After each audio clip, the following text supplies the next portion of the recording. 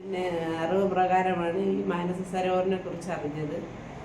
പിന്നെ ഞാൻ 8 വർഷമായിട്ട് ന്യൂറോളജിസ്റ്റിൻ്റെ അടുക്കൽ നിന്ന് പാർക്കിൻസൺ രോഗത്തിന് മരുന്ന് കഴിക്കുകയായിരുന്നു. എനിക്ക് അതിൻ്റെ സൈഡ് എഫക്റ്റ് മൂലം കാലിൻ്റെ വിരൽ ഞാൻ അറിയാതെ ചലിച്ചുകൊണ്ടിരുന്നു.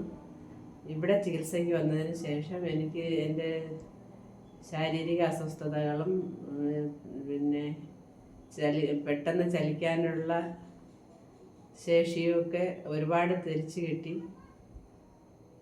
പിന്നെ എൻ്റെ കാലിൻ്റെ ആ അറിയാതെ ചലിക്കുന്ന അവസ്ഥയെ മാറി കിട്ടി.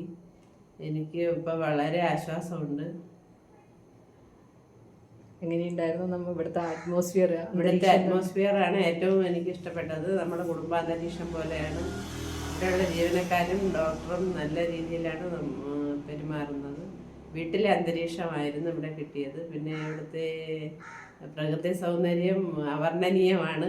അത് ഒത്തിരി പറഞ്ഞത് കൂടിപ്പോയതല്ല. നല്ല പ്രകൃതി സൗന്ദര്യമാണ്. നല്ല ശാന്തമായ അന്തരീക്ഷവും പിന്നെ പുഴയും നല്ല പച്ചപ്പ് പിടിച്ച ഒരു ഗ്രൗണ്ടും.